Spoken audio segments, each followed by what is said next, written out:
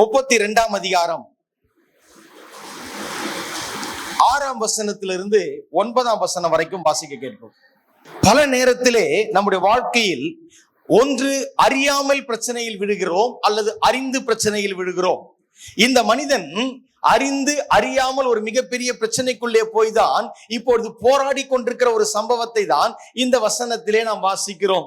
பல நேரத்தில் நாம அறியாம பல பிரச்சனைகளை மாட்டிக்குவோம். என்னன்னே தெரியாது, எதுக்காக மாட்டோன்னே நமக்கே தெரியாது. ஒரு ஆள் அப்படிதான் ஒரு பெரிய அடுக்குமாடி குடியிருப்புல நிறைய வீடுகள் இருக்கக்கூடிய இடத்துல ஒரு பையனை போட்டு அடிச்சுக்கிட்டு இருந்தார். பயங்கரமா பையனை போட்டு அடிச்சுக்கிட்டு இருந்தார். ஒருத்தர் வந்து கேட்டாரு, ஏன் என் பையனை போட்டு அடிக்கிற? பின்ன என்னங்க, இவ்வளவு காசு கட்டி படிக்க வைக்கிறோம், சூரியனுக்கும் சந்திரனுக்குமே இந்த பையனுக்கு வித்தியாசம் தெரியல. எது சூரியன் கேட்டாலும் தெரியல, சந்திரன் கேட்டாலும் தெரியல, சூரியனுக்கு சந்திரனுக்கும் வித்தியாசம் தெரியாத பையனா இருக்கிறானேன்னு போட்டு அடிக்கும் போது அந்த ஆள் சொல்லிச்சான், அடிக்கிறத நிறுத்தியா, முதல்ல உனக்கு உன் பையனுக்கும் என் பையனுக்குமே வித்தியாசம் தெரியல, கையெடுச்சான். என்னது, நீ அடிக்கிறது என் பையன் உன் பையன் இல்ல, உன் பையனுக்கும் என் பையனுக்குமே உனக்கு வித்தியாசம் தெரியல, நீ அவனை போட்டு அடிக்கிறியேன்னு. பல நேரத்திலே நம்முடைய வாழ்க்கையிலே இப்படிதான் நீங்களும் நானும் பிரச்சனைக்குள்ளே போய் கொண்டிருக்கிறோம். பல பிரச்சனைகளை நீங்களும் நானும் நாமே தேடிக்கொள்ளக்கூடிய அளவிற்கு நம்முடைய ஜீவியத்திலே நாம் செய்த செயல்கள் தான் இன்றைக்கு நமக்குள்ளே ஒரு மிகப்பெரிய பயத்தை வருவித்துக் கொண்டிருக்கிறது. யாக்கோபு கூட இந்த இடத்திலே அதே நிலையில் தான் இருக்கிறார். ஒரு பெரிய பயம் யாக்கோபை சூழ்ந்து இருக்கிறது. அடுத்து என்ன நடக்க போகிறதோ, ஜீவனோடு இருப்பேனோ இல்லையோ, ஏசா என்னை சந்திக்கிற நாளிலே உயிரோடு கூட வைப்பானோ அல்லது கொன்று போடுவானோ என்ற ஒரு பெரிய பயத்தோடு கூட யாக்கோபு போராடி கொண்டிருக்கிறார். நம்முடைய வாழ்க்கையில கூட இப்ப நான் சொல்லி முடிச்சதுக்கு பிறகு நமக்குள்ள கூட நிறைய பேருக்கு தோணி இருக்கும், அடுத்து என்ன நடக்க போதோ, என்னதோ ஏதோ தெரியலையே, ஒருவேளை நம்ம வீட்டு சைட்ல குண்டு குண்டு போடுவானுங்களா என்னன்னு தெரியலையே அப்படின்ற மாதிரிலாம் நிறைய காரியங்கள் நமக்குள்ள பயமாய் வந்து போகலாம். ஆனால் நல்ல ஒரு விஷயத்தை விளங்கி கொள்ளுங்கள், நீங்களும் நானும் அறிந்தோ அறியாமலே பல பிரச்சனைகளுக்குள்ளே சிக்கி இருந்தாலும் கூட அதிலிருந்து வெளியே வருவதற்கான ஒரே வழி தேவனை நீங்கள் அணுகுவது மாத்திரம்தான். ஒரே வழி மாத்திரம்தான். ஒன்லி ஒன் ரூட், ஒரே ஒரு வழி. தேவனை அணுகுவதை தவிர எந்த சூழ்நிலையிலும் வேறு வழிகள் நமக்கு இல்லவே இல்லை. பயந்து கொண்டிருந்த இந்த யாக்கோபு சில சூழ்நிலைகளை பார்த்ததற்கு பிறகு அந்த பயத்தை மேற்கொள்ளத்தக்கதான வழி எங்கே இருக்கிறது என்பதை கண்டுபிடித்தார். Shifting your focus from problem to progression. Shifting your focus from problem to progression. உங்களுடைய பயத்தை, உங்களுடைய போராட்டத்தை உயர்வுக்கு நேராய் கொண்டு போய் சேர்க்கத்தக்கதான வழி எது என்பதை கண்டுபிடிப்பதுதான் கிறிஸ்தவ ஜீவியத்திலே சால சிறந்தது. பல நேரத்துல நாம சில காரியங்களை செஞ்சு பயந்திருந்தாலும் கூட சிலர்கிட்ட அதை ஷேர் பண்ணும்பொழுது அவன் என்ன பண்ணிடுவான், இன்னும் நம்மள போராட்டமான சூழ்நிலைக்கு கொண்டு போய் விடுவான். 6ஆம் வசனத்துல அப்படிதான் இருக்குது பாருங்க. 6ஆம் வசனத்துல நீங்க கவனிச்சு பாத்தீங்கன்னா தெரியும். அதுக்கு முன்னாடி இவர் என்ன பண்ணுவாரு, எல்லாத்தையும் கொடுத்து அனுப்பி வைப்பார். எனக்கு எல்லாம் இருக்குது, எல்லாம் எனக்கு தேவன் கொடுத்திருக்கிறாருன்னு போய் சொல்லுப்பான்னு யாக்கோபு கிட்ட, ஏசா கிட்ட யாக்கோபு ஆட்களை அனுப்பி வைப்பார். போயிட்டு வந்தவன் என்ன செய்தி சொல்றான், என்ன செய்தி சொல்றான் கவனிக்கல, 400 பேர் வராங்க. என்னது, எப்படி, இது அவன் எந்த விதத்துல சொன்னான்னு தெரியாது. நல்ல விளங்கி கொள்ளுங்க. இந்த மாடுலேஷன் இருக்குது பாத்தீங்களா, அது ரொம்ப முக்கியமானது. அழகா இருக்கிற வித்தியாசம் புரியுதா இல்லையா? 400 பேர் வராங்கன்னு சொன்னான், அதை எந்த மாடுலேஷன்ல சொன்னானோ தெரியல. ஒருவேளை ஏசா இப்பொழுது யாக்கோபோடு கூட மறுபடியும் சமாதானம் செய்து கொள்வதற்கும் 400 பேர் கூட வரலாம். அந்த 400 பேரை கொண்டு யாக்கோபை போட்டு தள்ளுறதுக்கும் 400 பேரோடு கூட வரலாம்.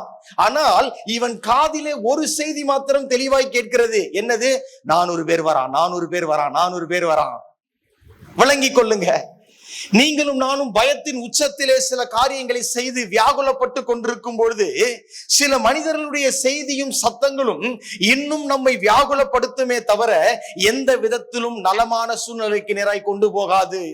இந்த பயத்திற்கு மத்தியிலே யாக்கோபினுடைய காதுகள் கேட்ட சத்தம் யாக்கோபுக்கு இன்னும் பயத்தை வருவித்ததே தவிர அந்த மனிதன் விடுதலை ஆகக்கூடிய அனுபவத்தை அவன் பெறவில்லை. அப்ப நான் உங்களுக்கு சொல்லுகிறேன், உங்க வாழ்க்கையில ஏதாவது ஒரு தவறான காரியத்தை செஞ்சுட்டு பயத்தினுடைய உச்சத்துல போராடிக்கிட்டு இருக்கிறீங்களா, எந்த மனிதனிடத்திலும் போய் ஷேர் பண்ணி இன்னும் பயத்தை அதிகரிக்காமல் கர்த்தருடைய சன்னிதானத்துக்கு நேராய் திரும்பி விடுங்கள். ஒரே வழிதான், நீங்க தான் டோட்டலா சரண்டர் ஆயிடணும். முடிஞ்சிருச்சு.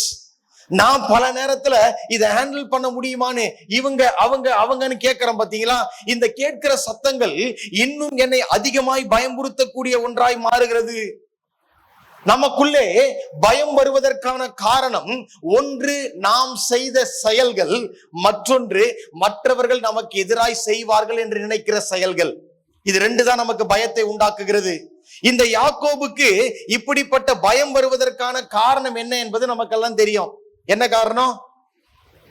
என்னது? ஏமாத்தி என்ன பண்ணிவிட்டாரு? அது ஒண்ணுதான் தெரியுது நமக்கு. பல தப்பு நடந்திருக்குது, அதுல அதுவும் ஒன்று. இன்னொரு விஷயத்த சொல்லட்டுமா? லாபானுடைய வீட்டிலே முதல் பிள்ளையை கட்டி கொள்ளக்கூடிய தகுதியுடையவர் ஏசாதான். ஆமா தானே? யார் மூத்த பிள்ளை வீட்டுல? ஏசா மூத்த பிள்ளை. அப்ப லேயால யார் திருமணம் பண்ணணும்? ஏசாதான் திருமணம் பண்ண வேண்டும். இந்த யாக்கோபு ஊருக்குள்ள இருக்கிற மாத்திர ஏமாத்து வேலையை மாத்திரம் பண்ணி முடிக்கல. ஏற்கனவே மனுஷன் என்ன பண்ணி விட்டாரு? ஒரு ஆட்டுத்தோலை போத்திக்கிட்டு போய் ஆசீர்வாதத்தை அப்பா கிட்ட வாங்கிட்டு வந்துட்டாரு. இன்னொரு முறை என்ன பண்ணி விட்டாரு? ஒரு கஞ்ச காசி வச்சு என்ன பண்ணிட்டாரு? அதை கொடுத்து இருக்கிற எல்லா சேஷ்டபுத்திர பாகத்தையும் வாங்கிட்டாரு. சேஷ்டபுத்திர பாகத்தை வாங்கி இங்க சேட்டை பண்ணது பத்தாதுன்னு இங்க இருந்து அங்க போய் என்ன பண்ணி விட்டாரு? 2 பொண்ணையும் இவரே கல்யாணம் பண்ணி விட்டாரு. அப்படின்னா என்ன அர்த்தம்? லாபானுக்கும் ஏசாவுக்கும் இனி உறவு இல்லாதபடிக்கு ஒரு பிரிவினையை ஏற்படுத்தினது யார்? அப்ப எல்லா விதத்திலும் யாக்கோபு தன் செயலின் அடிப்படையிலே மறுபடி தவறான காரியத்தை செய்தபடியினால் தான் இப்பொழுது மிகுந்த பயத்தோடு கூட அமர்ந்து கொண்டிருக்கிறான். ஒரு விஷயம் சொல்லட்டுமா? சீக்கிரத்துல இயேசு வந்துருவாரு, 3ஆம் உலக யுத்தம் வந்துரும். பயமே இல்லாம சொல்றேன், நாங்க பயப்பட வேண்டிய அவசியம் இல்லை, சந்தோஷமா போயிடுவோம். நான் என் பிளைட்ல பக்கத்துல உட்காந்துக்கிட்ட சொல்லிட்டு இருந்தேன், வேற யாரும் பிரிட்டோ பாஸ் தான், சரி உங்களுக்கு சொன்ன தப்பு இல்லை, அவர்கிட்ட சொல்லிக்கிட்டு இருந்தேன், இப்படியே இயேசு வந்தா கூட சந்தோஷமா போயிடலாயா, எதுக்கா இறங்கிட்டு வீட்டு போய்கிட்டு எப்படி இறங்கணும், வீட்டுக்கு போனோம், இதெல்லாம் ஒரு வேலையா? இப்படியே வந்தா கூட போயிடலாம். ஏன் நமக்கு பயம் வருது? அப்ப என் செயல்கள் ஏதோ ஒன்று தவறாய் இருக்கிறபடினால் சில செய்திகளை கேட்ட மாத்திரத்திலே எனக்குள்ளே பயம் வருகிறது. யாக்கோபினுடைய செயல்கள் தவறாய் இருக்கிறபடியினால் தான் ஏசா எதிரிட்டு வருகிறார் என்ற செய்தியை கேட்ட மாத்திரத்திலே உள்ளே ஒரு மிகப்பெரிய பயம் வருகிறது. எப்படி ஏசா யாக்கோபுக்கு எதிரிட்டு வருகிறாரோ, இயேசு நமக்கு எதிரிட்டு வரத்தான் போகிறார். பயத்தோட போக போறீங்களா இல்ல சந்தோஷத்தோட போய் மீட் பண்ண போறீங்களான்னு இனிமேதான் தெரியும். நீங்க செய்த செயல்கள் எல்லாம் சரியானதா இருந்தால் ஏசாவை சந்திக்கக்கூடிய சூழ்நிலை வரும்போது யாக்கோபு பயப்படுவதை போல நீங்களும் நானும் பயப்பட வேண்டிய அவசியம் இருக்காது. இந்த மனுஷன் 3 தப்பு பண்ணிவிட்டான். ஆசீர்வாதத்தை வாங்கிட்டான், அப்புறம் சொத்து எல்லாத்தையும் வாங்கிட்டான், அதுக்கப்புறம் இருந்த கடைசி துருப்பு சீட்டு எது? மாமா வீடு. மாமா வீட்டையும் முழுசா இவரே பிடிச்சு விட்டாரு. 2 பொண்ணையும் கல்யாணம் பண்ணிட்டாரு. ஆமாவா இல்லையா? இப்ப எப்படி இருக்கும் ஏசாவுக்கு? இந்த குடும்பத்திற்கும் எனக்கும் இருக்கக்கூடிய உறவு மொத்தத்தையும் இவன் தான் அற்று போக பண்ணினான் என்ற கோபத்தினுடைய உச்சத்துல ஏசா இருப்பார். யாக்கோபு பயப்படுவதற்கான காரணம் என்ன? நான் செஞ்ச செயல் எதுன்றது யாக்கோபுக்கு தெரியும். நாம இப்ப இயேசு வந்தா என்ன ஆகுமோ அப்படின்னு பயப்படுறதுக்கான காரணம் என்ன? நாம செய்யற செயல் என்ன நமக்கு தெரியும். புரியுதா இல்லையா? ரெண்டுத்தையும் கனெக்ட் பண்ணியே சொல்றேன், கவனிங்க. பல நேரத்திலே பயத்து நிமித்தமாய் போராடி கொண்டிருக்கிறோம். நேருக்கு நேர் யாக்கோபு ஏசாவை சந்திக்க கூடிய அளவிற்கு அவனுக்குள்ளே ஒரு தைரியம் இல்லை. அந்த தைரியம் இல்லாமல் போனதற்கான காரணம் என்ன? உள்ள ஒரு கில்ட் ஃபீல் வந்துருச்சு பாருங்க. எப்படி சந்திக்க முடியும்? அவனுக்கு விரோதமா இவ்வளவு காரியத்தை செஞ்சிருக்கிறேனே, அவனுக்கு விரோதமா ஒவ்வொரு காரியத்திலும் தடைகளை உண்டாக்கி வச்சிருக்கிறேனே, எப்படி என் சகோதரனை நான் நேருக்கு நேராய் சந்திக்க முடியும் என்கின்ற பயத்தோடு கூட தான் இப்பொழுது யாக்கோபு நின்று கொண்டிருக்கிறார். ஏதாவது சால்வ் பண்ணலாம் நினைச்சு கொஞ்சம் ஆடு மாடு எல்லாத்தையும் கொடுத்து கொஞ்சம் பேரை அனுப்பி முன்னாடி அனுப்பி இதெல்லாம் கொடுத்து என்ன பண்ணுங்க? ஒரு விஷயம் சொல்லட்டுமா? ஏசாவை சால்வ் பண்றதுக்காக, சமாதானம் பண்றதுக்காக யாக்கோபு சில பொருட்களை கொடுத்து அனுப்பலாம். வரவருக்கு எந்த பொருளை கொடுத்தாலும் சால்வ் பண்ண முடியாது. எத்தனை பேருக்கு புரியுது? இங்க ஆடை கொடுத்து மாடை கொடுத்து பொருளை கொடுத்து பரிசை கொடுத்து எப்படியாவது கரெக்ட் பண்ணிடலாம்னு யாக்கோபு நினைக்கிறாரு. செஞ்ச செயல்கள் கொடுக்கிற காரியத்தினால் மாறாது. விளங்கி கொள்ளுங்க. நீங்க சில காரியங்களை கொடுத்துட்டாலோ அல்லது சில காரியங்களை செஞ்சிட்டாலோ எல்லாத்தையும் கர்த்தர் பிளாக்க ஒயிட்டா மாத்திடுவாருன்னு நினைக்காதீங்க. வாய்ப்பே இல்லை. விளங்கி கொள்ள வேண்டியது அவசியம். நிறைய பிளாக் ஒயிட்டா மாத்திர இடம் சர்ச்சு தான். எப்படி பண்றதெல்லாம் பண்ணிவிட்டு வந்து ஒரு காணிக்கை கொடுத்துட்டா கர்த்தர் என்ன பண்றாரு? அவர் ஏசா கிடையாது, அவர் ஏசு. புரியுதா இல்லையா? விளங்கி கொள்ளுங்கள். இவர் ஏதாவது ஒன்ன கொடுத்து அனுப்பணும்னு நினைக்கிறாரு. போனவன் கொண்டு போய் கொடுத்துட்டு வந்தானே, வந்து கொடுத்துட்டாங்க, வேலை முடிஞ்சிச்சிங்கன்னு சொல்லியிருந்தாலும் அது முடிஞ்சு போச்சு. வந்தவன் என்ன பண்ணிவிட்டான்? இன்னும் கொஞ்சம் ஏத்து விடுறான். 400 பேர் வரான். அட பாவி, ஏற்கனவே எனக்கு இங்க கை கால்லாம் நடுங்கிட்டு இருக்குது, வந்து நீ சொல்ற செய்தி இதுவாடா? 400 பேர் வரான்றது ஒரு செய்தியா? ஏன் அவசரத்தை கவனிச்சு பாருங்களேன். அப்பொழுது யாக்கோபு மிகவும் பயந்து பயப்படான். இன்னும் பயத்துடைய உச்சத்துக்கு போனான். ஏன் இந்த மிகவும் பயந்து வியாகுலப்படக்கூடிய நிலை ஏற்படுகிறது? தான் செய்த செயல்கள், தான் செய்த கிரியைகள் இன்னும் அடிக்கப்படாதபடிக்கு தன்னுடைய மனதிலே பதிந்து கிடக்கிறபடியினால் அவைகள் மறுபடி அந்த மனிதனை தூங்க விடாதபடிக்கு பயத்திற்குள்ளே கொண்டு போய் கொண்டே இருக்கிறது. நான் உங்களுக்கு சொல்லுகிறேன், நீங்கள் வாழுகிற காலகட்டத்திலே தேவனுக்கு விரோதமாய், சபைக்கு விரோதமாய் சில காரியங்களை செய்திருந்தாலோ, அல்லது உங்களுடைய ஆவிக்குரிய ஜீவியத்திற்கு விரோதமாய் செய்திருந்தாலோ, இவைகளிலிருந்து வெளியே வரவில்லை என்று சொன்னால் மிகுந்த பயமும் வியாகுலமும் நமக்குள்ளே ஏற்படத்தான் ஆரம்பிக்கும். விளங்கி கொள்ளுங்க. இவரால ஒன்னும் பண்ணவே முடியல, நிறைய திட்டத்தை பண்றார். நான் உங்களுக்கு சொல்றேன் பாருங்க, தப்பு பண்ணிட்டீங்களா அதை மாத்துறதுக்கு திட்டம் பண்ணாதீங்க, நேர தேவன்கிட்ட வந்து சரண்டர் ஆயிடுங்க. யாக்கோபு செய்யற தவறு இதுதான். யாக்கோபு அப்படியே நம்மள மாதிரியே பிளானிங் அண்ட் ஸ்கீமிங் ரெண்டுமே தான் செஞ்சுக்கிட்டு இருக்கிறார். மறுபடி பிளான், மறுபடி பிளான். நீங்க ஆரம்பத்துல இருந்து கவனிங்க. இப்ப ஏசாவை சந்திக்கக்கூடிய சூழ்நிலை வருது. இப்பவும் மனுஷன் பிளான் தான் போடுறான். என்னன்னு, கொஞ்சம் ஆடை கொடுத்துருவோம், கொஞ்சம் மாடை கொடுத்துருவோம். சரி, அதுக்கப்புறம் செய்தி வருது, இல்லப்பா 400 பேரோட வந்துகிட்டு இருக்கிறார். மறுபடியும் பிளான் தான் போடுறான். 8ஆம் வசனத்தை வாசித்து பாருங்க, தெரியும் உங்களுக்கு. என்ன பண்றாரு? ஒருவேளை இது போச்சுன்னா கூட அது தப்போம், அது போச்சுன்னா கூட இது தப்போம். கிறிஸ்தவ ஜீவியம் என்பது நம்முடைய திட்டத்தின்படி வாழுவது அல்ல. செய்த காரியங்களை மறப்பதற்கோ அல்லது சீர்புரத்துவதற்கோ மறுபடி மற்றொரு திட்டத்தை கொண்டு வந்து கொண்டே இருக்கக்கூடாது. எப்ப கர்த்தருக்கு நேராய் உங்களை முழுவதுமாய் திருப்பக்கூடிய ஒரு சூழ்நிலை உண்டாகிறதோ அப்பொழுதுதான் எல்லாவற்றிலும் ஒரு மகா பெரிய முடிவை கர்த்தர் உங்களுக்கு கட்டளையிட பண்ணுவார். அநேக சுய திட்டத்தினால் சூட்சமம் செய்து சில காரியத்தை மாத்திடலாம் நினைக்கிறோம். எந்த காலகட்டத்திலும் அவைகளை மாற்ற முடியாது. தேவன் சகலவற்றையும் அறிந்திருக்கிறார். ஒவ்வொரு காரியத்திற்கும் நீங்கள் செய்தவர்களுக்கு நிச்சயம் கணக்கு கொடுக்கத்தான் வேண்டும். அப்ப வாழக்கூடிய காலகட்டத்துல டோட்டலா சரண்டர் பண்ணி நான் செய்த தப்பிதங்களுக்கெல்லாம் ஒரு முடிவை நீர்தான் கொண்டு வர முடியும்னு இறங்கிட்டோம்னு வச்சுக்கீங்களேன், கண்டிப்பா அவர் கைவிடவே மாட்டார். ஆனா யாக்கோபு நாமளும் ஒண்ணுங்க. ஏன் தெரியுங்களா? எப்பவுமே ஏதாவது பிளான் ஓடிக்கிட்டே இருக்கும், ஏதாவது ஒரு திட்டம் ஓடிக்கிட்டே இருக்கும், ஏதாவது ஒண்ணு, இதை மாத்தி அதை மாத்தி. இந்த மனுஷன் வாழ்க்கையை நீங்க கவனிச்சு பாருங்க, எங்க போனாலும் புது புது பிளான். எங்க இருந்து தான் மண்டையில வருதோ தெரியல இவருக்கு. யாக்கோபு நினைச்சு நான் சிரிச்சிருக்கிறேன். என்ன கேட்ட பெஸ்ட் பிசினஸ் மேன் யாக்கோபு தான் பைபிள்ல. Best business man. என்னெல்லாம் தந்திரம் பண்ணி சிறப்பா வாழ முடியுமோ அத்தனையும் மனுஷன் கண்டுபிடிச்சிட்டான். ஆமா தானே? அங்க அம்மா சொல்றதை கேட்டு பாருங்க. ஒரே ஒரு கூழ், அது ஒன்றும் பெரிய விலையான காரெல்லாம் கிடையாது, ஒரு சிகப்பான கூடை காசி வச்சு அதை அந்த மனுஷனுக்கு கொடுத்து அதை சாப்பிட்ட வந்து நீ சாப்பிடறதுக்கு முன்னாடி என்ன பண்ண, இதெல்லாம் எனக்கு கொடுத்தாதான் நான் தருவேன்னு சொல்லி அதை அவங்ககிட்ட கொடுத்து அதை வாங்கி விட்டான். எக்ஸ்சேஞ்ச் பாருங்க எப்படி நடக்குது. அங்க போய் அப்பா கிட்ட போத்திட்டு போய் பிளெஸிங்க வாங்கிட்டான். மாமனார் வீட்டுக்குள்ள வந்தானே, அது பேர் சும்மா இருந்தானா? 7 வருஷம் வேலை செய்யறேன், பொண்ணை கல்யாணம் பண்ணி கொடுன்னு கேட்டாரு. ரைட்டு, கல்யாணம் பண்ணி கொடுத்தாரு. ஆமாவா இல்லையா? பார்த்தா அந்த மனுஷன் அதுக்கு மேல, இவர் ஏமாத்துக்காரனா அவங்க மாமா அதுக்கு மேல போல் தருது. அவர் என்ன பண்ணிவிட்டாரு? பெரிய பொண்ணை கல்யாணம் பண்ணி கொடுத்துட்டாரு. அப்போ விட மாட்டா மனுஷன். இன்னொரு 7 வருஷம் வேலை செய்யற. இன்னொரு 7 வருஷம் வேலை செய்யும் போது சும்மா இருந்தானா? அப்பவும் இல்ல, ஆடுகள்ல மாற்றத்தை கொண்டு வர்றாரு. என்னது? ஆடுகள் இருக்கும் பொழுது அவைகள் பார்க்கக்கூடிய விதத்துல இலைகளை போட்டு அதை போட்டு இதை, இந்த டெக்னிக் எல்லாம் எப்படி தெரிஞ்சதுன்னே தெரியல. விளங்கிக் கொள்ளுங்க, எப்படி எல்லாம் டெக்னிக்கலா யோசிக்கிறான் பாருங்க மனுஷன். இந்த இலைகளை ஆடுகள் பார்த்தால் அதே போல குட்டிகளை ஈனும். அப்ப நிறத்துல வித்தியாசமா இருக்கிறதுலாம் எனக்கு சேர்ந்துரும். எப்பவுமே வாழ்க்கையில திட்டம் தான். நாமளும் அப்படிதான் இருக்கிறோம். ஒன்ன மாத்த ஒன்ன.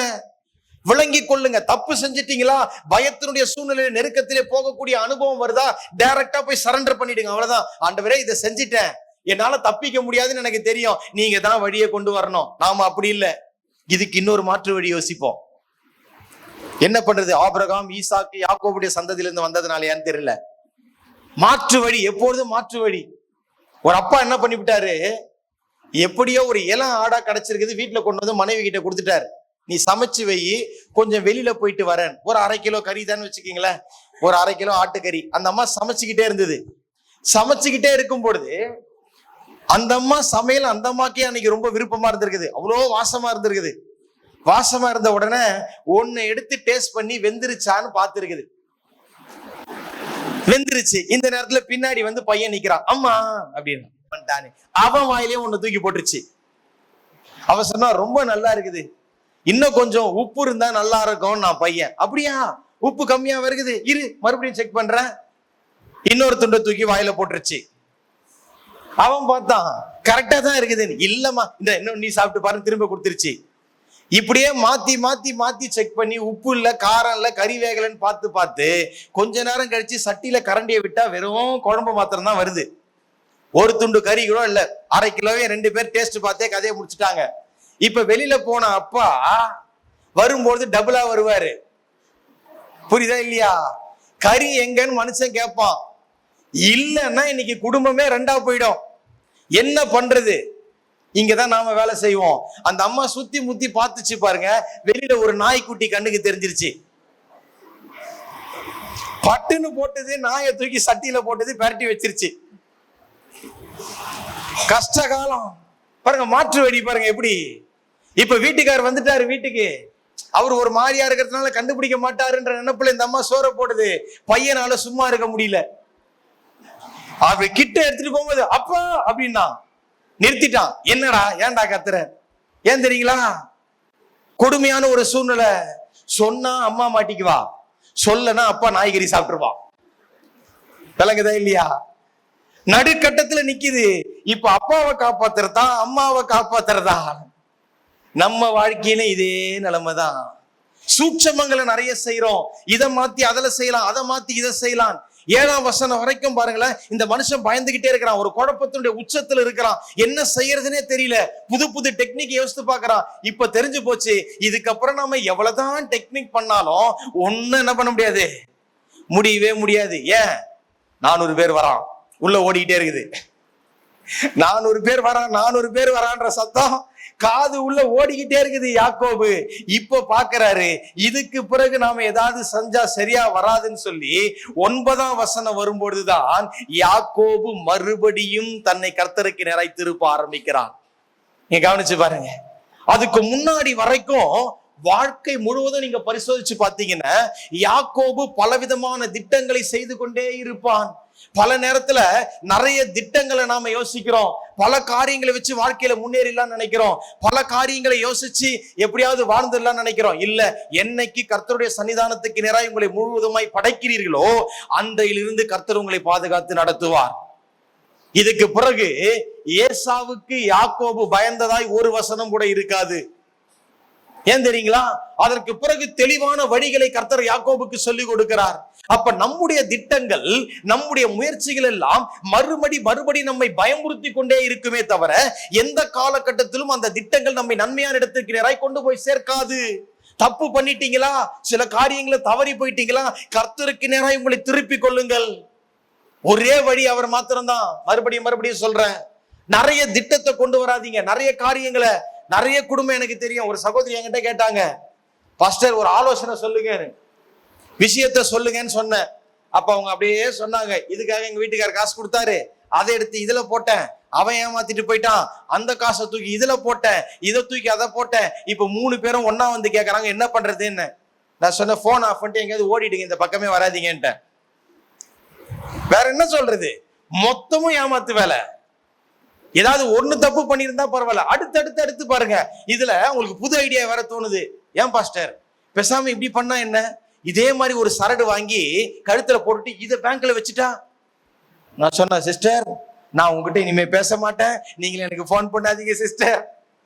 எப்படி எல்லாம் தோணுது பாருங்களேன் மனதுக்குள்ள. ஒரு காரியங்களை மாத்தணுமா, கர்த்தருடைய சன்னிதானத்துக்கு நேரா திருப்பணும்.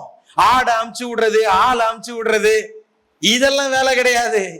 யாக்கோபு இதே தவறை செய்கிறான். பல நேரத்துல பல சூழ்நிலைகளை எப்படியாவது சமாளிக்கணும்னு நினைக்கிறோம். அதுக்கேத்த மாதிரி சில சந்தர்ப்பங்களும் நமக்கு அமைஞ்சிருதுன்னு வச்சுக்கோங்க. ஆனா எல்லா சூழ்நிலையிலும் சமாளிக்க முடியாது.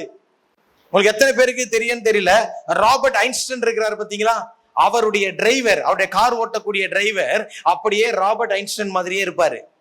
ராபர்ட் ஐன்ஸ்டைனும் அவருடைய டிரைவரும் பார்க்கறதுக்கு ஒரே தோற்றத்துல இருப்பாங்க, கண்டுபிடிக்கவே முடியாது. ஒரு முறை ராபர்ட் ஐன்ஸ்டைன் ஒரு இடத்துல வந்து பேச்சுவாத ஒரு இதுல சொற்பொழி ஆற்றுவதற்காக போறார். போகும்போது அவர் டிரைவர் சொல்றாரு, இத பாருங்க, நானும் 15-20 வருஷமா உங்களுக்கு டிரைவரா இருக்கிறேன், நீங்க பேசுற எல்லா பேச்சும் எனக்கு மனப்பாடமா தெரியும், அதனால இன்னைக்கு ஒரு நாள் நான் பேசுறேன், நீங்க டிரைவர் மாதிரி அமைதியா உட்காருங்கன்ட்டார். ஐன்ஸ்டைன் என்ன தெரியுமா பண்ணாரு, அப்படியா சரி ஓகே போ, என்னதான் பண்றேன் நானும் பாத்துறேன். உண்மையிலே போனா அவர் என்னெல்லாம் பேசுவாரோ அதே தோரணையிலே மிக தெளிவாய் அழகா பேசி முடிச்சுட்டான். இவருக்கு பெரிய ஆச்சரியம், என்ன மாதிரியே என் டிரைவர் பேசுறானே அப்படின்னு நினைக்கும் பொழுது அங்க இருக்கிற ஆள் என்ன பண்ண ஆரம்பிச்சாங்க. முடிச்ச உடனே, ஓகே உங்களிடத்துல கேட்பதற்கு எனக்கு ஒரு கேள்வி இருக்குதுன்னு ராபர்ட் ஐன்ஸ்டைன் சிரிக்கிறார். ஆடடா மாட்டிட்டான், என்ன பேச்செல்லாம் என்ன பண்ணிட்டான், மனப்பாடம் பண்ணி பேசிட்டான். இப்ப கேள்விக்கு பதில் சொல்ல இவனால முடியாது, என்ன செய்ய போறான்னு பாத்துக்கிட்டு இருக்கும் போது இந்த ஆள் மைக்ல சொல்லுச்சு, இந்த மாதிரி சின்ன கேள்விக்கெல்லாம் நான் பதில் சொல்ல மாட்டேன், என் டிரைவர் சொல்லுவான்னு போய் உட்காந்துருச்சு. எப்படி, இந்த கேள்விக்கெல்லாம் நான் பதில் சொல்ல மாட்டேன், என் டிரைவர் போதுன்ட்டு போய் உட்காந்துருச்சு. உண்மையில ஐன்ஸ்டைன் வந்து அதுக்கப்புறம் என்ன சொல்றாரு, அப்ப சில நேரத்துல இது மாதிரி சூழ்நிலைகள் என்ன பண்ணலாம், சமாளிச்சு வெளியில வந்துடலாம். எப்பொழுதும் இது போல சந்தர்ப்பம் கிடைக்காது. எப்பொழுதும் வந்து லாபான் வீட்டுல நடக்கிற மாதிரி 10 காரியத்தை மாத்தி மாத்தி ஏமாத்த முடியாது. காலம் நமக்கு விரோதமாய் அல்லது காலம் நமக்கு எதிர்மறையாய் நிற்கிறது என்று சொன்னால், நீங்கள் கர்த்தருடைய பட்சத்தில் நிற்காமல் போனால் உங்கள் பாதுகாப்பை நீங்கள் இழக்க நேரிடும். இப்ப யாக்கோபுக்கு ஒரு காரியம் புரியுது. எப்ப எல்லா பிரச்சனைக்குள்ளும் போய் பயத்தினுடைய உச்சத்துல போய் வியாகுலத்தினுடைய உச்சத்துல நிற்கும் பொழுது இப்பதான் யாக்கோபுக்கு வாக்குத்தத்தமே ஞாபகத்துக்கு வருது. என்னது, எப்ப வருது, இப்பதான் ஞாபகம் வருது. எப்ப யோசிக்கிறார் பாருங்க, 9ஆம் வசனம். பின்பு யாக்கோபு, என் தகப்பனாகிய ஆபிரகாமின் தேவனும் என் தகப்பனாகிய ஈசாக்கின் தேவனுமாய் இருக்கிறவரே, உன் தேசத்துக்கும் உன் இனத்தாரிடத்துக்கும் திரும்பி போ, உனக்கு நன்மை செய்வேன் என்று என்னுடனே சொல்லி இருக்கிற கர்த்தாவே. இதெல்லாம் ஆடு மாடு அனுப்பும் போது தெரியல, பண்றதெல்லாம் பண்ணிட்டு வழியே இல்ல, இனி வாழ்க்கையே இல்லைன்னு நினைக்கும் பொழுதுதான் வாக்கு தத்துவம் நினைவுக்கு வந்து வாக்கு தத்துவத்திற்கு நேராய் மனிதன் திரும்ப ஆரம்பிக்கிறான். அதனாலதான் சொன்னேன், நீங்களும் நானும் யாக்கோபு மாதிரியே இருக்கிறோம். நமக்கு என்னெல்லாம் முடியுமோ எல்லாம் செஞ்சு பார்த்துட்டு ஒண்ணுமே இனிமே முடியாதுன்ற சூழ்நிலை வரும்பொழுதுதான் ஏதாவது ஒண்ணு செய்யறது, இல்லைன்னா கர்த்தரை நோக்கி வர்றது, இல்லைன்னா அப்பதான் பாஸ்டர் ஞாபகம் வருவாரு, இல்லைன்னா அப்பதான் உபவாச ஜெபம் ஞாபகத்துக்கு வரும். விளங்கி கொள்ளுங்க, எல்லா சூழ்நிலையிலையும் முதலாவது கர்த்தருக்கு இடம் கொடுத்து கர்த்தரை தேட பழகி கொள்ளுங்கள். உங்களுடைய முயற்சிகள் எல்லாம் உங்களுக்கு முதிர்ச்சியான நிலைக்கு கொண்டு போய் சேர்க்கிறதோ இல்லையோ பல நேரத்திலே அதுவே பிரச்சனையாய் மாறிவிடும். வேதம் சொல்லுது பாருங்க, பேசாமல் இருந்தால் மூடனும், அமைதியா இருந்தா காரியம் அதுதான் முடிஞ்சிடும். சில நேரத்துல நம்ம பைக்ல போகும்பொழுதோ அல்லது கார்ல போகும்பொழுதோ இந்த நாய் பாத்தீங்கன்னா பின்னாடி துரத்திக்கிட்டே வரும். அதெல்லாம் இறங்கி அடிக்கணும்னு நினைச்சீங்கன்னா கதை முடிஞ்சிருச்சுன்னு அர்த்தம். அன்னையோட உங்களை மார்க் பண்ணிடும். அதோட அந்த பக்கமே நீங்க என்ன பண்ண முடியாது, மறுபடியும் போக முடியாது. எப்போ போனாலும் துரத்திக்கிட்டே வரும். சில காரியங்கள்ல ஒண்ணு அமைதியா இருக்கணும், இல்ல டோட்டலா சரண்டர் பண்ணிடணும். விளங்கி கொள்ளுங்க. பல நேரத்துல யாக்கோபு போல செயலை செய்யாம கர்த்தருடைய சன்னிதானத்திலே சரண்டர் பண்ணி எதை தேவன் நமக்கு வாக்குத்தத்தமாய் கொடுத்திருக்கிறாரோ அதை மறுபடியும் மறுபடியும் கர்த்தருடைய சன்னிதானத்திலே பேச ஆரம்பித்தால் வாக்குத்தத்தத்தின் அடிப்படையிலே கர்த்தர் வாழ்க்கையை மாற்ற ஆரம்பிப்பார். நீங்க நல்லா கவனிங்க, எப்பொழுது இந்த மனிதன் இதை பேசினானோ, இந்த வாக்குத்தத்தத்தை நினைவு கூர்ந்தானோ, அதற்கு பிறகுதான் யாக்கோபனுடைய வாழ்க்கையே மாறினது. உங்களுக்கு தெரியுமா, இந்த வாக்கு தத்தத்தை நினைவு கூர்ந்ததற்கு பிறகு யாக்கோபினுடைய அடையாளமே மாற்றப்படுகிறது. இதற்கு பிறகு அவர் யாக்கோபு அல்ல, இஸ்ரவேல். ஆமாவா இல்லையா? பிரச்சனைகளை மாத்துறதுக்கு தேவன் உங்களுக்கு என்ன சொல்லி கொடுத்தாரோ அதை எடுத்து மறுபடியும் பேசுங்கள்.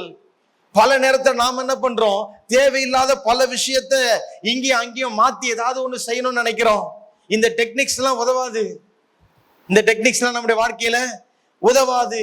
எல்லா காலகட்டத்திலையும் தேவன் உங்களோடு கூட இருந்தால் மாத்திரம்தான் ஒவ்வொரு காரியத்தையும் ஜெயிக்கக்கூடிய ஒரு நிலைக்கு நீங்களும் நானும் போக முடியும். ஒரு சபை இருந்தது. இந்த சபை பல காலமா கட்டணும்னு எல்லாருக்கும் ஆசை. அது ஒரு பழைய கால கூரை சபை பாருங்க. அந்த கூரையை பிரிச்சுட்டு மேல ஒரு ஷீட்டு போடணும்னு ஆசை. எத்தனையோ பெரிய பெரிய பணக்காரர்கள் அந்த சபையில இருக்கிறாங்க. ஆனா ரொம்ப காலமா பேசிக்கிட்டே இருக்கிறாங்க, கட்டிடலாம் கட்டிடலாம் கட்டிடலாம் கட்டிடலாம். ஆனா யாரும் அதுக்காக கொடுப்பதும் இல்லை, கட்டுவதும் இல்லை. இதுல இருக்கக்கூடிய ஒரு மனுஷன் என்ன பண்ணாரு, மறுபடியும் இந்த சபையை கட்டுறதுக்கான காரியத்தை குறித்து பேசினார். எல்லாரையும் கூப்பிட்டு இதை கட்டலாம் அப்படின்னு. அப்ப எல்லாம் சொன்னாங்க, ஓகே நாம ஒண்ணு பண்ணுவோம், எல்லாரும் ஒரு ஒரு பொருளை கொண்டு வந்து வைப்போம். அந்த பொருளை சபைக்குள்ளே ஏலம் விட்டு அதுல வரக்கூடிய தொகையை வச்சு இந்த சபையை மறுபடியும் கட்டுவோம். யார் யாருக்கு என்னென்ன பொருள் இருக்கோ, ஒருவேளை உங்க வீட்டுல முருங்கை மரம் இருந்தா முருங்கைக்காய் கொண்டு வாங்க, இல்ல உங்க வீட்டுல வேற ஏதாவது நீங்க செய்யற நபரா இருந்தா சமைச்சு கொண்டு வாங்க. அந்த மாதிரி ஒரு ஐடியாவை கொடுத்துட்டாங்க. குறிப்பிட்ட நாளும் வந்தது.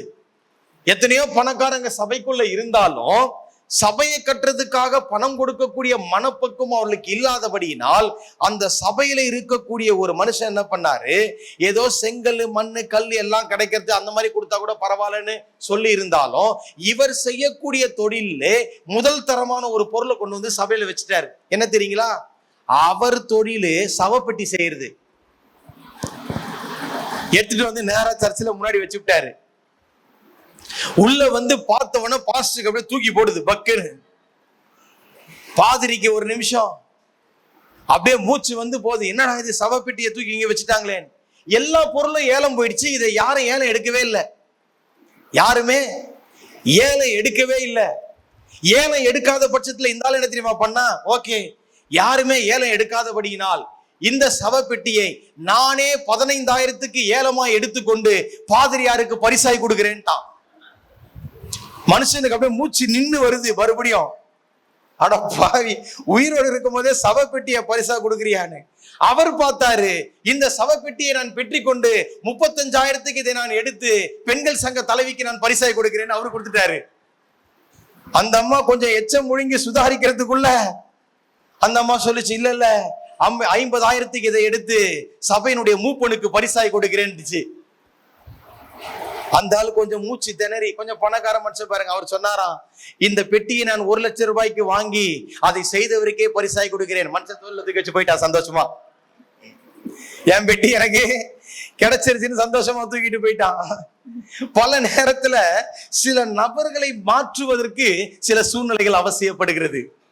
கவனிங்க, யாக்கோபு எதிரிட்டு வந்தபடியினால்தான் ஏசா எதிரிட்டு வந்தபடியினால்தான் யாக்கோபுக்கு வாக்குத்தத்தம் மறுபடியும் ஞாபகத்துக்கு வருது. ஆமாவா இல்லையா? சில நேரத்துல சபைப்பெட்டி வந்ததற்கு பிறகுதான் நாமளும் சபைக்கு 1 லட்சம் கொடுக்கணும்ன்ற எண்ணம் வருது. யாருக்கு? சபையினுடைய மூப்பருக்கு.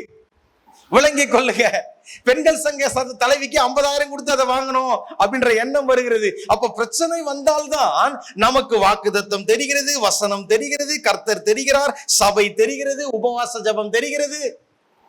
விளங்கி கொள்ளுங்க, இதல்ல கிறிஸ்தவ ஜீவியம். வாக்கு தத்தத்தோடு வாழ பழகுங்கள். பிரச்சனை வந்ததற்கு பிறகு ஒவ்வொரு காரியத்திலும் கர்த்தரை தேடி ஓடக்கூடிய மனப்பக்குவம் இருக்கக்கூடாது. இந்த மனுஷன் இப்ப அடுத்தது என்ன பண்றான், எல்லாம் வாக்குத்தத்தம் ஞாபகம் வந்ததற்கு பிறகு அடுத்து ஒரு விஷயத்தை செய்கிறான். அப்படியே திருப்பி கொள்வோம். அதே அதிகாரத்துல பின்பக்கத்துல நீங்க வாசிச்சு பாத்தீங்கன்னா 24ஆம் வசனம். இதுதான் யாக்கோபு செய்த செயலிலே சிறந்த செயல். இந்த வசனத்தை குறிச்சு வச்சுக்கோங்க. உங்க வாழ்க்கையில எப்ப போராட்டமான, கஷ்டமான, மனக்குழப்பமான சூழ்நிலை வந்தாலும் ஒவ்வொரு மனிதனும் இதை செய்ய வேண்டியது அவசியம். வாசிங்க. பின்பு தனித்திருந்தான். ஓகே, நம்பர் 1, தனித்திருக்கிற அனுபவம் நம் பிரச்சனைகளை மாற பண்ணத்தக்கதான வழிகளை உண்டாக்கும். தனித்திருப்பது என்பது மனிதர்களோடு கூட இல்லாமல் தேவ பிரசன்னத்தோடு இணைந்திருப்பதை குறிக்கும். யாக்கோபு என்னென்னமோ ஐடியா பண்ணி பார்த்தாரு.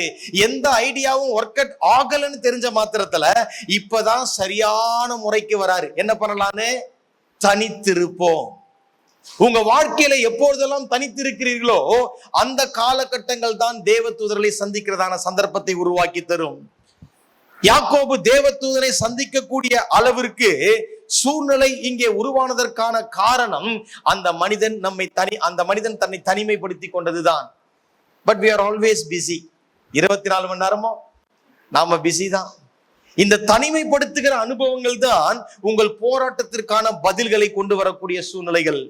யாக்கோபு தன்னை தனிமைப்படுத்தி கொண்டான். ஒரு புருஷனோடு கூட பேசுகிறான், ஒரு தேவதூதனோடு கூட பேசுகிறான். அந்த தேவதூதன் அவனுடைய வாழ்க்கையினுடைய அடுத்த நிலை என்ன நடக்கும் என்கக்கூடிய காரியம் முதற்கொண்டு ஒட்டுமொத்தமாய் சொன்னதற்கு பிறகு சூழ்நிலைக்கு உள்ளே ஒரு பெரிய அமைதி உண்டாகிறது. புயல் வீசிக்கொண்டிருந்த யாக்கோபினுடைய வாழ்க்கைக்குள்ளே ஒரு சமாதானமான நிலை உண்டாக ஆரம்பிக்கிறது. ஏன் தெரியுங்களா? கர்த்தரையே பார்த்து நான் பிழைச்சிட்டேன், இனி ஏசா என்ன பண்ண மாட்டான், கண்டிப்பா என்ன கொல்ல மாட்டான். ஒரு பெரிய சமாதானம் உண்டாகிறது. நீங்க அடுத்த அதிகாரத்துல 4ஆம் வசனம் நினைக்கிறேன், 4ஆம் வசனத்தை நீங்க வாசித்து பாத்தீங்கன்னா, அப்பொழுது ஏசா எதிர்கொண்டு ஓடி வந்து அவனை தழுவி அவன் கழுத்தை கட்டிக்கொண்டு அவனை முத்தம் செய்தான். இருவரும் அழுதார்கள். கொஞ்சம் இந்த சினாரியோ கொஞ்சம் மைண்ட்ல பிக்ஸ் பண்ணி பாருங்களேன். ஏற்கனவே 400 உள்ள வர ஓடிக்கிட்டு இருக்குது. கிட்ட வந்தவனே ஏசா ஓடி வந்தானா எப்படி தோணும் யாக்கோபுக்கு? குத்த போறான் போல் தெரியுது, கத்தி எடுத்திருந்தான் தோணும். கட்டி பிடிச்சி அழுற வரைக்கும் யாக்கோபனுடைய பல்ஸ் பைபாஸ்ல போய்கிட்டு இருந்திருக்கும். ஆமாவா இல்லையா? நான் நினைக்கிறேன் ஹார்ட் பீட்ல 250க்கு மேல போயிருக்கோம்னு நினைக்கிறேன். கடைசி நிமிஷம் வரைக்கும் ஒரு பெரிய பயம், ஒரு பெரிய சஞ்சலம். காரணம் என்ன? வாழ்நாளிலே செய்த செயல்கள். கடைசி நிமிஷம் வரைக்கும் நமக்கு ஒரு பெரிய சஞ்சலம், பெரிய பயம். கூட்டு போவாரா, விட்டு போயிடுவாரா, கூட்டு போவாரா? வாழ்நாளிலே செய்த செயல்கள், வேற ஒண்ணும் இல்ல. ஏன் வருகை குறித்து ஒரு பெரிய பயம் வருது? என் வாழ்நாள்ல நான் செஞ்ச செயல்கள். ஏன் ஏசாவை குறித்து யாக்கோபுக்கு ஒரு பெரிய பயம் வருது? வாழ்நாள் முழுவதும் நீங்க செஞ்ச செயல்கள். இது எல்லாம் தான் காரணம். அப்ப நல்லா விளங்கிக் கொள்ளுங்க, மாற்றுவதற்கான ஒரே வழி தனிமைப்படுத்துவது என்பதை யாக்கோபு கண்டுபிடித்தார். உங்களுக்கு சொல்றேன், உங்க வாழ்க்கையில பெரிய பயத்தோட சஞ்சலத்தோடு இருக்கிறீங்களா? இதை மாற்றுவதற்கான ஒரே வழி மறுபடியும் உங்களை தனிமைப்படுத்தி கொண்டு தேவனோடு கூட உங்களை இணைத்துக் கொள்ளுங்கள். மறுபடியும் கர்த்தரோடு கூட உங்களை இணைச்சுக்கீங்க. அப்படி கர்த்தரோடு இணைத்துக் கொண்டிருக்கும் பொழுது கூட தேவையில்லாத காரியத்தை பேசாதீங்க. கரெக்டான விஷயத்தை மாத்திரம் பேச பழகி கொள்ளுங்கள். இந்த யாக்கோபு தேவனை சந்திக்கக்கூடிய சந்தர்ப்பம் கிடைத்தாலும் தன்னை ஆசீர்வதிக்கும்படி கேட்டானே தவிர வர ஏசாவை போட்டு தள்ளுங்க ஆண்டவரேன்னு கேட்கவே இல்லை. ஆமாவே இல்லையா? நம்ம ஜெபமா இருந்தா எப்படி இருந்திருக்கோம்? 400 பேரோட ஒருத்தன் வந்திருக்கிறான் ஆண்டவரே, அவன் அப்படியே அங்கேயே போடுங்க, ஊர் எல்லைக்கே வரக்கூடாது. கரெக்டா ஜெபம் பண்ண பாருங்க. என்னது? என்ன ஆசீர்வதிங்க. தனிமைப்படுத்தும் பொழுது நமக்குள்ளே இருக்கிற சிந்தனைகள் மாறி தேவ ரகமாய் நீங்களும் நானும் சிந்திக்க ஆரம்பிக்கிறோம். மனித ரகமாய் சிந்திக்காதபடிக்கு தேவன் இந்த சூழ்நிலையில இருந்தால் எதை திட்டம் பண்ணுவாரோ அதே போல நமக்குள்ளே தேவன் யோசனைகளை தருகிறவராய் இருக்கிறார். அப்ப நீங்க மனிதர்களோடு இருப்பதை விட்டு தூர விலகி வந்து உங்கள் பிரச்சனைகளுக்கு மத்தியிலே, உங்கள் பயங்களுக்கு மத்தியிலே உங்களை தனிமைப்படுத்தி கொண்டு தேவ பிரசன்னத்திலே நின்றால் பிரச்சனைகளை மாற்றக்கூடிய வழிகளை கர்த்தர் உங்களுக்கு கற்றுக் கொடுப்பார். அப்ப யாக்கோபுவை போல வாழ்நாள் முழுவதும் பயத்தின் அனுபவத்திலே வாழ்க்கையை வாழ்ந்தாலும் மறுபடியும் உங்களை தனிமைப்படுத்திக் கொள்வதற்கும் கர்த்தர் உங்களுக்கு ஒரு சந்தர்ப்பத்தை தருகிறார். நியாயப்படி பார்த்தா ஏசாவுக்கே இப்படி யோசிப்போமே, இந்த யாக்கோபு நமக்கு பிடிக்காத நபரா இருந்து இந்த ஏசா நாமளா இருந்ததுன்னா என்ன தெரியுமா பண்ணிருப்போம்? அவன் முகத்தை கூட நான் பார்க்க விரும்பலன்னு சொல்லியிருப்போம். ஆமாவா இல்லையா? ஆனால் இந்த யாக்கோபுவை சந்திக்க தேவன் வருகிறது பெரிய ஆச்சரியமான ஒரு விஷயம். காரணம் என்ன தெரியுங்களா? அவன் தனிமைப்படுத்தி கொண்ட அனுபவம். மறுபடியும் நீங்கள் உங்களை தனிமைப்படுத்தி கொண்டு தேவனோடு கூட நடக்கிற அனுபவத்திற்குள்ளே வந்தால் பயத்திலிருந்து, போராட்டத்திலிருந்து கர்த்தர் உங்களை மறுபடியும் மீட்டெடுப்பார். நம்ம அப்படியே எழுந்து நிற்போமா? நம்ம அப்படியே எழுந்து நிற்போம். அப்ப இந்த கால வேளையில உங்களுக்கு ஒரு காரியத்தை சொல்றேன். கொஞ்சம் இருக்கிற இடத்துல மறுபடியும் உங்களை கர்த்தருடைய சன்னிதானத்துக்கு நிறைய திருப்பி கொள்ளுங்கள். நான் ஆரம்பத்திலே சொன்ன மாதிரி ஒரு மனுஷனுக்குள்ளே பயம் 2 காரியத்தின் அடிப்படையிலே வருகிறது. ஒன்று அவன் செய்த செயல், மற்றொன்று அவனுக்கு விரோதமாய் செய்யப்படுகிற செயல். 2 காரியம். ஒன்னு அவன் செஞ்சது, மற்றொன்று அவனுக்கு விரோதமாய் செய்யப்பட்டது.